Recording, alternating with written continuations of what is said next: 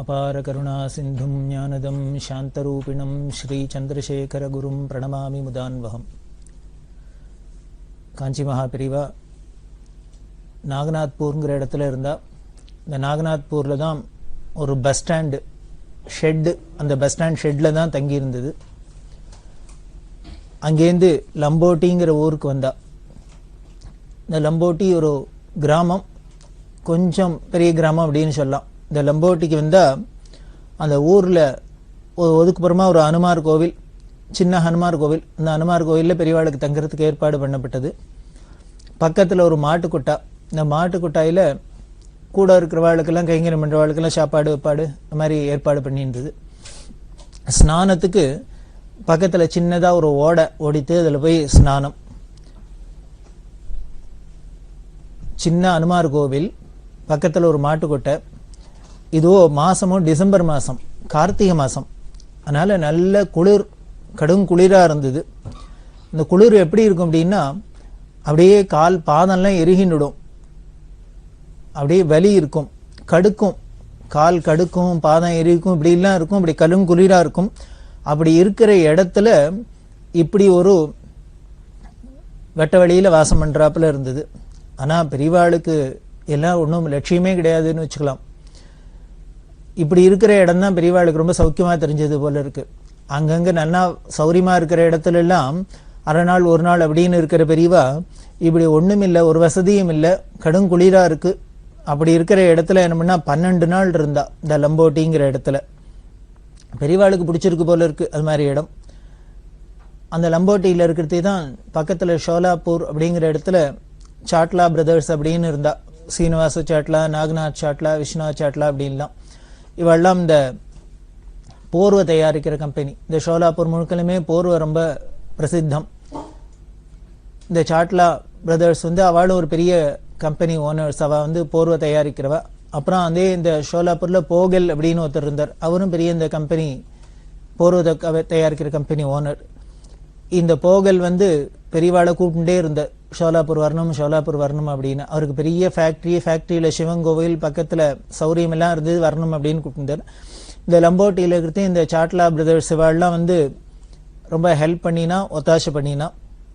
அவள்லாம் ஏற்பாடு பண்ணுறதே அங்கே 12 நாள் தங்கியிருந்தா பெரியவா. அப்போ தான் ஒரு நாளைக்கு ராத்திரி பெரியவா படுத்துன்னு இருக்கிறதே சுப்பிரமணிய சுவாமி வந்தார். சுப்பிரமணிய சுவாமி பெரியவா படுத்துன்னு இருக்கா, ஏகாம்பரம் அப்படின்ட்டு சொன்னார் அவர்கிட்ட. குஜராத்தில் போகணும், அங்கேருந்து பாம்பே போயிட்டு குஜராத் போகணும். மறுநாளைக்கு அந்த ஜனதா கட்சி அப்படின்னு ஒரு புது கட்சி அவர் ஆரம்பித்தார். இந்த கட்சியை ஆரம்பிக்க போகிறது, அதனால பெரியவா தரிசனம் பண்ணிட்டு போகலான்னு வந்திருக்கு அப்படின்னு சொன்னால் பெரியவா படுத்துண்டா. இவர் சொன்னார், பெரியவா படுத்துன்னு இருக்கா, எழுந்துண்டா அவளவே அசைஞ்சா நாங்கள் வந்திருக்கிறத சொல்லலாம் அப்படின்னு சொல்ல, கொஞ்ச நேரத்தில் பெரியவா யார் வந்திருக்கா என்னெல்லாம் விசாரிச்சு அப்புறம் அவருக்கு தரிசனம் கொடுத்துட்டு அவர் அனுப்பிச்சா. அப்போ லம்போட்டியில் ஒரு மாட்டுக்கொட்டையில் தான் இவாளுக்கெல்லாம் சாப்பாட்டுக்கெல்லாம் இடம் பண்ணியிருந்து அப்படின்னு சொன்ன மற்றவாளுக்கெல்லாம். ஒரு நாளைக்கு பெரியவா என்ன பண்ணா, பூஜைக்கு அங்கே உட்காந்துனுட்டா. இந்த மாட்டுக்கொட்டாயில் உட்காந்துட்டா அங்கேருந்து பூஜையெல்லாம் எடுத்து பெரியவாளுக்கும் பிக்ஷா எடுத்து மற்றவாள்லாம் சாப்பிட போனா. எல்லாரும் சாப்பிட போகிறது யாரானும் ஒருத்தர் 2 பேர் பெரியவாள்கிட்ட வச்சுட்டு போகிற வழக்கம். வேதபுரி சாட்சியில் காவலுக்கு வச்சுட்டு பெரியவாள்கிட்ட வச்சுட்டு இவாள்லாம் சாப்பிட போயிட்டான். பெரியவா என்ன பண்ணா, படுத்துருந்த பெரியவா திடீர்னு வேதபுரி சாட்சிகிட்ட, நீ ஒன்று பண்ணு, ஒரு பேப்பரும் பேனாவும் எடுத்துன்னு வா, நான் சில விஷயங்கள்லாம் சொல்கிறேன், அதெல்லாம் எழுதின்னு வா அப்படின்னா. எழுதிண்டே வா அப்படின்னு. இது பெரிய கஷ்டமான காரியம். காரணம், வேதபுரி சாட்சிகளுக்கு என்ன பண்ணார், அவர் எழுதினார்னா அவரே திருப்பி அதை படிக்கிறது கஷ்டம். அப்படி எழுதுவர். பெரியவாளானா படுத்துட்டே ஏதோ சொல்கிறா, இவர் எழுதிக்கோங்கிற அவர் எழுதிண்டே வந்தார். உடனே நடுப்புற என்ன பண்ணா, பெரியவா இது வரைக்கும் எழுதினதை படி அப்படின்னா. என்ன எழுதியிருக்காரு ஏதுங்கிறத படிக்கணும் அப்படின்ட்டு ஒன்றுமே சொன்ன. அவர் எழுதினதை அவர் திருப்பி படிக்கிறதே கஷ்டம் அப்படின்னு பெரியவா வேற சொல்லிகிட்டே போகிறா, திருப்பி படி அப்படின்னொன்னு. இவர் என்ன பண்ணார், அதை படிக்க ஆரம்பித்தா அப்போ தான் தெரிஞ்சுது, இந்த வேதபுரி சாஸ்திரிகளோட பூர்வீக வம்சத்தை பற்றி பெரியவா சொல்லிட்டு வரா. அதைத்தான் எழுத சொல்லியிருக்கா. அவளோட முன்னோர்கள்லாம் பற்றி பெரியவா சொல்லிட்டு வரா, அதை எழுதிக்கோ அப்படின்னு. இந்த வேதபுரி சாஸ்திரிகளோட முன்னோர்களுக்கெல்லாம் அம்பி கூட்டம் அப்படின்னு பேர்.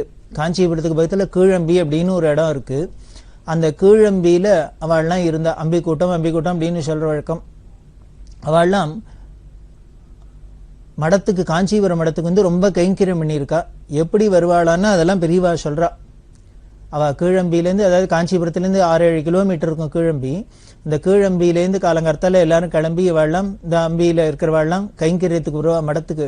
காஞ்சிபுரத்துல மடத்துல வந்து கைங்கரியம்லாம் பண்ணிவிட்டு மத்தியானம் நல்ல படப்பிடிக்கிற வெயில்ல ஆகாரத்துக்கு வீட்டுக்கு போய் தான் சாப்பிடுவா, மடத்துல சாப்பிட மாட்டா. ஏன்னா சந்திரமல்லீஸ்வர சொத்தான். அதனால அதை சாப்பிட்றது இல்லை, சாப்பாட்டுக்கு வீட்டுக்கு போயிடுவா. அப்புறம் திரும்பி வந்து கைங்கரியம்னா ராத்திரி சாப்பாட்டுக்கு. இதெல்லாம் பெரியவா சொல்லிட்டு வரா. அப்படி ஒரு குரு சேவை பண்ணியிருக்கா. அதாவது கைங்கரியம் பண்ணினவாள்லாம் பார்த்தேன்னா நீங்கள் ஹிஸ்டரியை எடுத்து பார்த்தோம்னா, சரித்திரத்தை எடுத்து பார்த்தோம்னா, ஒவ்வொருத்தரும் எப்படி இல்லாம பக்தி ஸ்ரத்தையோட கைங்கரியம் பண்ணியிருக்கா, நம்ம முன்னோர்கள்லாம் நம்ம தேசத்துல எல்லாரும் எப்படி எல்லாம் இருந்திருக்கா அப்படிங்கறத பார்த்தா ஆச்சரியமா இருக்கு. அதாவது எந்த ஒரு பிரதிப்பிரயோஜனமும் எதிர்பார்க்காத சர்வீஸ் சர்வீஸ் அப்படின்னு சொல்லணும்னா இதைத்தான் சொல்லணும். எந்த ஒரு பலனையும் எதிர்பார்க்காத நம்மளோட டியூட்டி குரு கைங்கரியம் பண்ணணும், சேவை பண்ணணும். அதுக்காக அப்படி போய் பண்ணியிருக்கா. சாப்பாட்டுக்கு வீட்டுக்கு போயிட்டு திரும்பி வந்து சாப்பாட்டுக்கு இங்கே கைங்கரியம் மட்டும் திருப்பி சாப்பாட்டுக்கு போகிறது இப்படி எல்லாம் நடந்துருக்கு. இதெல்லாம் பெரியவா சொல்கிறா. அதில் அவள்கிட்ட இன்னொரு ஒரு விசேஷம் என்ன அப்படின்னா, அவள் எல்லாரும் நாமம் போட்டுனுப்பா, கீர்த்து நாமம் போட்டுனுப்பா. ஸ்மார்த்தா தான் வாழலாம், வாத்திமா ஸ்மார்த்தா தான் இருந்தால் கூட கீர்த்து நாமம் போட்டுருப்பா. இந்த ஸ்மார்த்தாலேயே கீர்த்து நாமம் அப்படின்னு ஒரு சொல்கிற வழக்கம் உண்டு. இவா நெத்தியில் இப்படி போட்டுருப்பா அப்படின்லாம் பெரியவா சொல்கிறா. பெரியவாச்சான் பிள்ளை அப்படின்னு வைஷ்ணவத்தில் ஆச்சாரியர்களோ திருந்தர். அந்த வைஷ்ணவ ஆச்சாரியில பெரியவாச்சான் பிள்ளை அப்படிங்கிற அவரும் கீர்த்தனாம் போட்டு ஸ்மார்த்தா தான், ஆனால் கீர்த்தனாம் போட்டுருப்பா. ராமானுஜ சரித்திரத்திலேயே சொல்றது அவரே வடமர் தான் அப்படின்னு சொல்லப்படுறது. அப்படி எல்லாரும் ஸ்மார்த்தத்திலேயும் தானே வைஷ்ணவாளம் பிரிஞ்சு வந்த ஒரு விஷ்ணு பக்தி பண்ணிட்டு வைஷ்ணவம்ங்கிற ஒரு தனி சம்பிரதாயமா வந்தது. இதெல்லாம் சொல்லிட்டு வரத்தே பெரியவா இந்த பெரியவாச்சான் பிள்ளை மாதிரி இவாளும் கீர்த்தனாமம் போட்டுருப்பா அப்படின்லாம் சொல்லி அதை எழுதிக்கோ அப்படின்னு சொல்லியிருக்கா. இதை படிச்சுன்னு வர சொன்னா இந்த நாமம் போட்டுருப்பா அப்படின்னு இன்னொன்று ஞாபகம் வருது. இந்த வேதபுரி சஷ்டிகளுக்கு சஷ்டியுப்த பூர்த்தி வந்தது. இந்த சஷ்டியுப்த பூர்த்தியும் போது சந்திரான்னு மடத்துல கைங்கரியம் பண்ணியிருந்தவர் அவர்கிட்ட பெரியவா சொல்லி, இவா எல்லாரும் குடும்பத்துல எல்லாரும் கீர்த்தநாமம் போட்டுருந்தவா, இவன் தான் இப்போ வீவிதிட்டு இங்கே மடத்துல கைங்கரியம் பண்ணிட்டு இருக்கான். அதனால நீ என்ன பண்ணு, இவனுக்கு நாமம் போடும், நாமம் போட்டு வச்சு கீர்த்தநாமத்தை போட்டு சஷ்டியுப்த பூர்த்தியில ஊர்வலம் விடு அப்படின்னு சொன்னான். அது பண்ணணுங்கிறதுக்காக என்னன்னா, இவரெல்லாம் மாட்டே இப்படியெல்லாம் எனக்கு தெரியாது, எப்போ முன்னால பண்ணின்னு இருக்கலாம், இப்படி வீவிதிட்டுக்கே சம்பிரதமா இப்போ எடுத்துன்னா எல்லாம் கேட்கல. பெரியவா சொல்றா சந்திராட்ட, நீ அவனை நாமத்தை போட்டு உட்காந்து எனக்கு போட்டோ எடுத்து காமி அப்படின்னு. அப்படி அந்த சம்பிரதாயத்துல வந்தவா இதெல்லாம் பெரியவா சொல்லிட்டு வந்தா. பெரியவாச்சான் பிள்ளை மாதிரி இவாளும் கீர்த்தநாமம் போட்டுக்கிற ஸ்மார்த்தா அப்படின்னு சொல்லியிருக்கா. இந்த இடம் வந்தது. இதை படிக்கிறதே அவர் என்ன படிச்சார், முதல்ல சொன்னேன், வேதபுரி சாஸ்திரிகள் சரியா எழுத படிக்கிறதுலாம் வேடிக்கையா இருக்கும், வினோதமா இருக்கும்.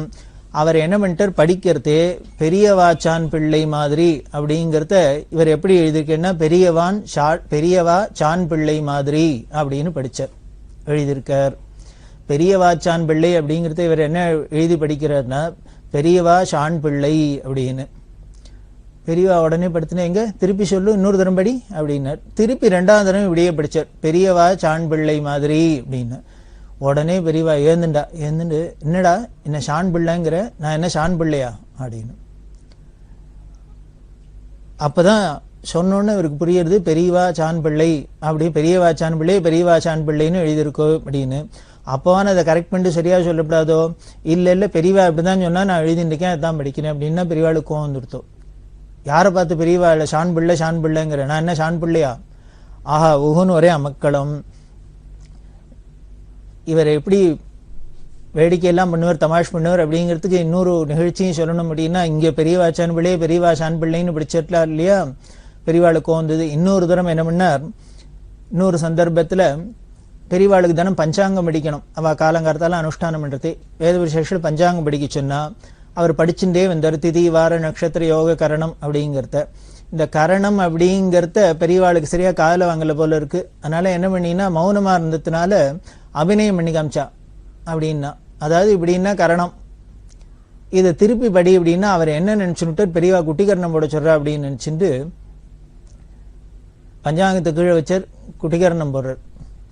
பெரியவா சிரிக்கிறா, திருப்பி இப்படின்னா இவர் குட்டிகரணம் போடுறார். அப்புறம் பக்கத்துல இருக்கவெல்லாம் வந்து பார்த்துட்டு, என்னடா அது பெரியவா இருக்க குட்டிகரணம்னா, இல்லை பெரியவா தான் சொன்னா அப்படின்னா. அப்புறம் பெரியவா சொல்றா, நான் பஞ்சாங்கத்துல கரணம் படின்னா அவன் குட்டிகரணம் போடுறான் அப்படின்னு. இதை மாதிரி தமாஷெல்லாம் வேதபுரி சாஸ்திரங்களோடு நடக்கும். அது போல இங்க என்ன ஆயிடுச்சுன்னா பெரியவாச்சான் பிள்ளைன்னு பெரியவா சொல்லியிருக்கா. பெரியவாச்சான் பிள்ளை மாதிரி இவ குடும்பமும் கீத்து நாமம் போட்டுக்கிற ஸ்மார்த்த குடும்பம் அப்படின்னு சொன்னா அதை எழுதிட்டு படிக்க சொன்னா இவர் பெரியவா சான் பிள்ளை மாதிரி எப்படின்னா பெரியவாளுக்கு வந்துருத்தோம். ஒரு தரம் சொல்றா, 2 தரம் சொல்றா, திருப்பி திருப்பி இப்படியே சொல்லி அவர் பெரியவா சொன்னா நான் அதான் எழுதுறேன் படிக்கிறேன்னு பெரியவாளுக்கு வந்துருத்தோம்.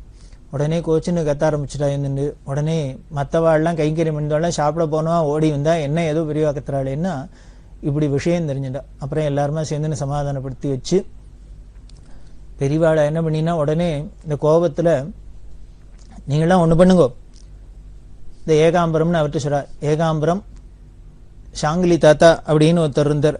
அவர் வேதபுரி எல்லாரும் ஆளுக்கு ஒருத்தரா போய் காசியில ஆஞ்சநேய சுவாமிகள் இருக்கார், அனந்தானந்த சுவாமிகள். அவர் ரொம்ப உடம்பு முடியல இருக்க, 96 வயசாயிடுத்து. அவருக்கு கைங்கரியம் பண்ணும். ஆளுக்கு ஒருத்தரா போய் அப்பப்போ இருந்துட்டு வரணும். டேர்ன் போட்டுன்னு போங்கோ, யாரு முதல்ல போற இல்லைங்கிறது நீங்களே தீர்மானம் பண்ணிக்கோ, ஏன் கிளம்பி போங்கோ அப்படின்னு சொல்லிட்டு பெரியவாளை உத்தரவு பண்ணிட்டா. இப்ப என்ன ஆச்சுன்னு பெரிய சான் பிள்ளைன்னு படிச்சதுல அந்த கோபத்துல எல்லாரையும் அங்கேருந்து துரத்துறா. நீங்க 3 பேரும் சேர்ந்துன்னு அவ காசிக்கு போய் அந்த சுவாமிகளுக்கு ஆஞ்சநேய சுவாமிகளுக்கு கைங்கரியம் பண்ணுங்க அப்படின்னு. ஞானிகள் எந்த காரியம் பண்ணினாலும் பேசினாலும் எதுக்கும் சம்பந்தம் இல்லாத இருக்கிறாப்புல தோணும் நமக்கு. ஆனா உள்ளுக்குள்ள அதுக்குள்ள ஒரு லிங்க் இருந்துட்டே இருக்கும். இப்ப திடீர்னு கோபத்துல காசிக்கு போய் ஆஞ்சநேய சுவாமிகளுக்கு கைங்கரியம் பண்ணுங்கன்னு இவாளவே ஏகாம்பரம் வேதபுரி சாட்சிகள் இந்த சாங்கிலி தாத்தா இவாளுக்கெல்லாம் உத்தரவு பண்ணுவானே அப்படின்னா வேற ஒண்ணும் இல்லை. அன்னைக்கு சாயந்தரம் ஒரு தந்தி வந்தது காசியிலேருந்து. செல்லமையர் அப்படின்னு அங்க சங்கர மடத்தை பார்த்துன்னு அவர்கிட்டையும் தந்தி வந்திருக்கு. அதுல என்ன அப்படின்னா கார்த்தால ஆஞ்சநேய சுவாமிகள் சித்தி ஆயிட்டார் காசியில அப்படின்னு தந்தி. இந்த தந்தியை பார்த்தோன்னு தான் எல்லாருக்கும் ஒரு ஆச்சரியமா இருந்தது. பெரியவா எதுக்கு சம்பந்தம் இல்லாத கர்த்தால ஆஞ்சநேய சுவாமிகளை ஞாபகப்படுத்தினா? அவருக்கு 96 வயசாயிடுத்து, அவருக்கு போய் கைங்கரியம் பண்ணுங்கோ அப்படின்னு சொல்றா. இவா இல்லாம வேற வழி இல்லை. பெரியவா உத்தரவு பண்ணிவிட்டா, பெரியவாள கோபமா வேற இருக்கா, அதனால உத்தரவு பண்ணிட்டா நம்ம போய் தான் ஆகணும்னு இவா தீர்மானம் பண்ணிட்டு முதல்ல வேதபுரி சாட்சிகள் போறது, அப்புறம் ஒத்தரா போறது அப்படின்னு ஏற்பாடு பண்ணிட்டு இருக்கா. ஆனா இவ போறதுக்கு முன்னாலே என்ன எடுத்துன்னு அங்க காலம் ஆயிட்டார் அப்படின்னு தந்தி வருது.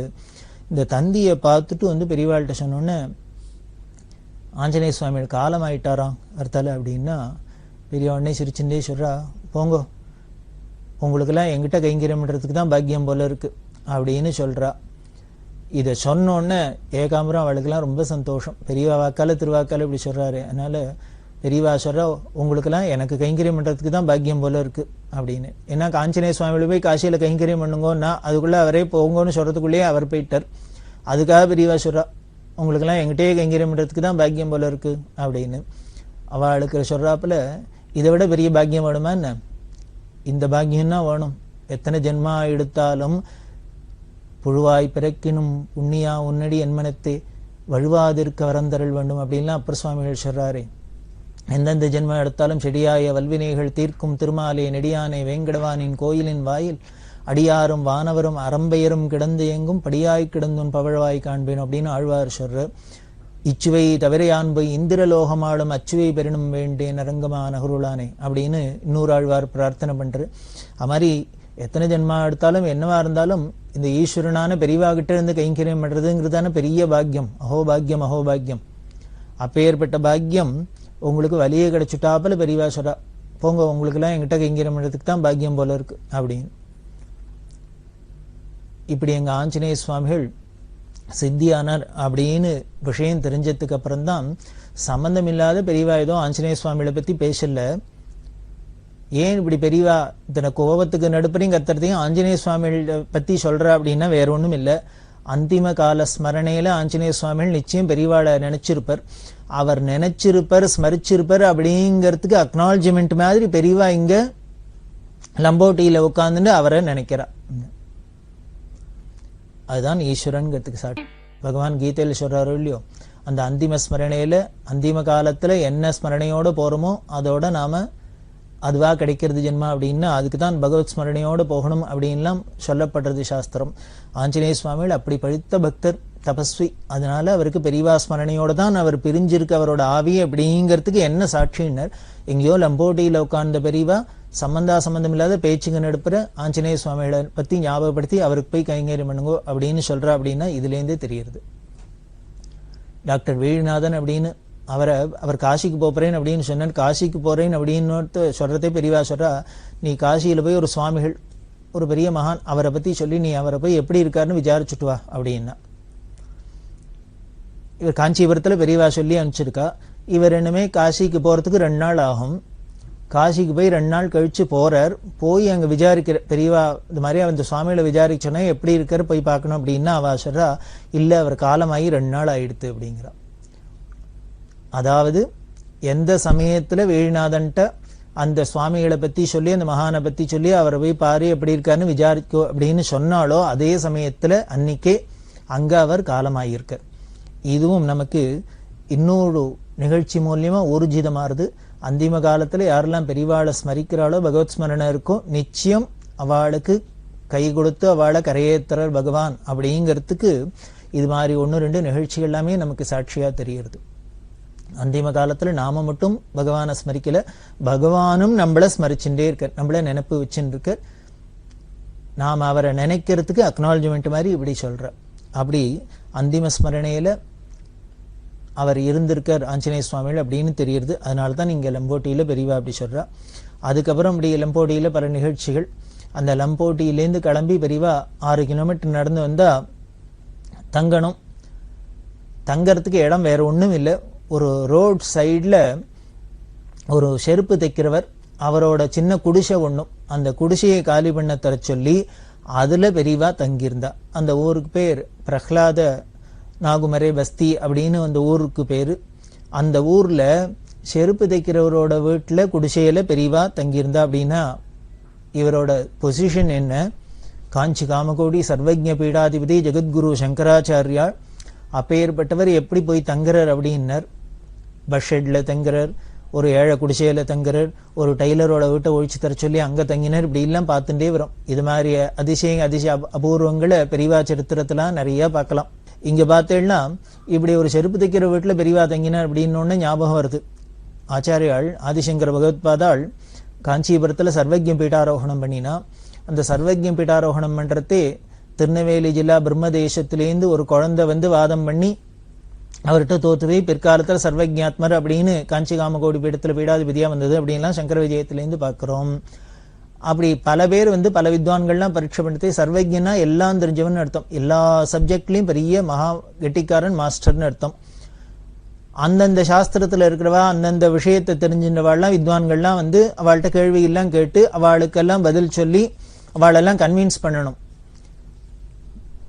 எல்லாரும் ஒத்துண்டாதான் சர்வஜ்ஞ பீட்டாரோகணம் பண்ணலாம். அப்படி ஆச்சாரியா பீட்டாரோகணம் பண்ண போறதே ஒரு செருப்பு தைக்கிறவர் அவர் வந்து தடுத்தார். உனக்கு பெரிய வேதம் தெரிஞ்சுக்கலாம், சாஸ்திரம் தெரிஞ்சுக்கலாம், சங்கீதம் தெரிஞ்சிருக்கலாம், அது தெரிஞ்சிருக்கலாம், இது தெரிஞ்சுக்கலாம், என்ன வேணா தெரிஞ்சுக்கலாம், எல்லாத்துலயும் நீ கெட்டிக்காரனா இருக்கலாம். ஆனால் என்னோட இந்த விஷயத்துல உனக்கு திறமை இருக்கா? உன்னால செருப்பு தைக்க தெரியுமா? இதையும் சொல்லி பண்ணி காமிக்கணும். இதை சொன்னாதான் நீ சர்வஜ்ஞ பீடாரோகணம் பண்ணலாம் அப்படின்னு. அதாவது இதுதான் அதுதான் இல்லையே. எந்த தொழிலா இருந்தாலும் ஆயக்கலைகள் 64ங்கிறோம், இல்லை எதுவா இருந்தாலும் அதுலயும் ஒரு தனி திறமை இருக்கும் இல்லையோ. எல்லாராலையும் செருப்பு தைச்சிட முடியுமா? எல்லாராலையும் நாற்காலி மேஜை பண்ணிவிட முடியுமா? எல்லாராலையும் எல்லா காரியம் பண்ணிவிட முடியுமா? பண்ண முடியாது. அதனால அவர் வந்து சொன்னார், உனக்கு செருப்பும் தைக்க தெரியும் அப்படின்னா தான் நீ சர்வஜ்ஞ பீடாரோகணம் பண்ணலாம் அப்படின்னு. நாமளா இருந்தா என்ன பண்ணுவோம், கோவம் வந்திருக்கும். பெரிய வித்வான்கள் எல்லாமே ஒத்துனுட்டா, வாழலாம் ஒத்துனுட்டா, ஆஃப்டர் ஆல் நீ ஒரு செருப்பு தைக்கிறவர், நீ என்ன எனக்கு சர்டிஃபை பண்றது அப்படின்னு தானே கோவம் வரலாம். அலட்சியப்படுத்தணும். ஆனா ஆச்சாரியால் என்ன பண்ணாரு, அலட்சியப்படுத்தல. சொல்றது நியாயம்தான்ப்பா. எதுவா இருந்தாலும் சரி, பெருசா இருந்தாலும் சரி, சின்னதா இருந்தாலும் சரி, எந்த காரியமா இருந்தாலும் தெரிஞ்சிருக்கணும். சர்வஜனுக்கு அதுதான் லட்சணம். அதனால குடு, நான் பண்ணி பாக்குறேன்னு சொன்னான். பண்ண தெரியும், எனக்கு பண்ணுவேன்னு கூட சொல்லல. அது என்ன, வினயத்தோட அடக்கத்தோட உருவம் ஆச்சாரியால். அதனால என்ன பண்ணா, குடு அப்படின்னா அந்த ஆளு இந்த தோல், ஊசி, இசி, நூல் எல்லாத்தையும் கொடுத்தார். கொடுத்தா அதை வாங்கிட்டு பெரியவா என்ன ஆச்சாரியால் என்ன பண்ணினா, அப்படி அந்த செருப்பு தைக்கிற உட்கார்றாப்பிலேயே முதல்ல அந்த போஸ்ல உட்கார்ந்துட்டு அந்த தோல் எடுத்து அந்த ஊசியில நூலை கூத்தி அப்படி உள்ளுக்குள்ள விட்டு தைக்கணும். தைக்கிறதுக்கு முன்னால என்ன பண்ணார், அப்படி மூக்குல இந்த 2 பக்கமும் தடவின்ற இந்த ஊசி முனைய. இதை பார்த்தார் அந்த செருப்பு தைக்கிறவர். சாமி, இதுக்கு மேல நீ ஒன்றும் பண்ண வேண்டாம், நீ சர்வஜன் தான், உனக்கு விஷயம் தெரியும், செருப்பு தைக்கிற கலையும் உனக்கு நன்னா தெரியும், அதனால அதை வச்சிரு அப்படின்னு நமஸ்காரம் பண்ணா. மற்றவாளுக்கெல்லாம் ஆச்சரியமா இருந்தது. இவரை தைச்சு காமின்னு சொல்லிட்டு தெரியுமான்ட்டு தைக்கிறதுக்கு முன்னாலே ஊசியில நூலை கோத்து கையில் எடுக்கிறதே இவன் சரின்னு விட்டானே எப்படி அப்படின்னா, அதுக்கப்புறம் தான் தெரிஞ்சுது அந்த ஆள் சொல்றார், எந்த ஒரு விஷயத்தையும் யார் வேணா கத்துண்டு பண்ணிடலாம், ஆனா அதுக்குன்னு ஒரு தனி திறமை இருக்கு, டெக்னிக்லாம் இருக்கு, அது சுவாவமா வரணும். அதுக்காக தான் அந்த பரம்பரையா வரத்தை தான் அதெல்லாம் வரும். புதுசா நம்ம போய் ஒரு காரியத்தில் பிரவேசிச்சோம்னா இனிமே ஒன்னொன்னையும் சரியான்னு கேட்டுன்னு பண்றதுக்குள்ள இருக்கிறவாளுக்கு எல்லாருக்கும் நமக்கும் பிராணம் போயிடும், மற்றவாளுக்கும் கஷ்டமா இருக்கும். ஆனால் அந்த பாரம்பரியமா வர தொழில என்ன அப்படின்னா, அது தானே கம்பன் விட்டு கட்டு தெரியும் கவி பாடும் அப்படிங்கிறாளோ இல்லையோ, அது எப்படி பாடுமான்னு அது வேற ஒண்ணும் இல்லை, அதுலயே ரத்தத்துல ஊறிடுத்துனா அந்த ஜீன் அப்படிங்கிறா, அது தானே அந்த ஒரு திறமையை கொடுத்துரும். அது மாதிரி இங்க என்ன அப்படின்னா, இந்த செருப்பு தைக்கிறவாள்கிட்ட ஒரு விசேஷம், செருப்பு தைக்கிறதுக்கு முன்னால இந்த ஊசியை அந்த தோல்ல விடணும் அப்படின்னா அது கொஞ்சம் வழவழப்பா இருந்துன்னா அந்த சர்ஃபேஸ் சர்ன்னு உள்ளுக்குள்ள போயிடும். அதுக்காக என்ன பண்ணுவா, அந்த ஊசி மொன வழவழன்னு இருக்கணுங்கிறதுக்காக அந்த மூக்குல இந்த ரெண்டு பக்கமும் இந்த வேர்த்து ஒரு மாதிரி எண்ணெய் பிசுக்கு இருக்கும் இல்லையா, அதுல அப்படி தடவிண்டு உள்ள விடுறது, விட்டுட்டாலே சர்ன்னு உள்ள போயிடும். இதை ஆச்சாரியர் பண்ணோன்னா அந்த ஆளு உனக்கு செருப்பு நன்னா தைக்க தெரியும், உனக்கு அந்த வித்தை நன்னா தெரிஞ்சு கொடுத்துன்னு ஒத்துண்டார் அப்படிங்கிறான். எதுக்காக அப்படின்னா, கண்டக்டர் போனா டிக்கெட் வாங்கினா உடனே இந்த டிக்கெட் ஒன்னோட ஒன்னு ஒட்டாதுக்கு அப்படி நாக்கல் தடவி எடுத்து கொடுக்குறாள். அது அவளோட சுவாவம். ஏன்னா கையில ஒரு ஏதோ தண்ணி பசை வேணும், தண்ணிக்கு எங்க போறது, உடனே ஒரு பெரிய டேம்பரை கையில தூக்கின்னு போக முடியுமா, அதனால இருக்கிற எச்சலை தொட்டுக்கிறா. அது மாதிரி இவாளுக்கும் போற இடத்துல எண்ணெயை தூக்கின்னு போக முடியுமா, அதனால என்ன பண்ண, இந்த எண்ணெய் பிஸ்கா இருக்கிற அந்த மூஞ்சியில அந்த மூக்குக்கு நடுப்புற சில இடங்கள்ல அந்த எண்ணெய் கசிவு இருக்கும், அதுல இப்படி விட்டு தடவிண்டு உள்ளுக்குள்ள தடுற. அதை ஆச்சாரியர்கள் பண்ணி காமிச்சோடனே இந்த ஆளு சந்தோஷமாயிட்டார். இது அப்படின்னு சங்கர விஜயத்துல சொல்றது. அப்பேற்பட்ட சர்வீங்க அந்த பீடத்துல வந்த ஆச்சாரியாளோட மறு அவதாரம் தானே பெரியவாளும். அப்படி இருந்த அந்த செருப்பு தைக்கிறவரோட வீடுதானோ இந்த ஜென்மத்துல தெரியல, அதுக்கும் போய் புனிதப்படுத்தணும்னு பெரியவா போனாலும் என்னமோ தெரியாது. அப்படி இந்த இடத்துல ஒரு ஏழையோட குடிசையிலையும் பெரியவா தங்கி இருந்தா. இந்த தேவராசையும் யாருக்கு தெரியும். இப்படி பல இடங்கள்லாம் பார்த்துட்டு பெரியவா ஷோலாப்பூர் வரா. அங்க பாலாஜி மந்திரில் பெரியவா தங்கி இருக்கா. என்ன நடக்குதுன்னு தொடர்ந்து பார்க்கலாம்.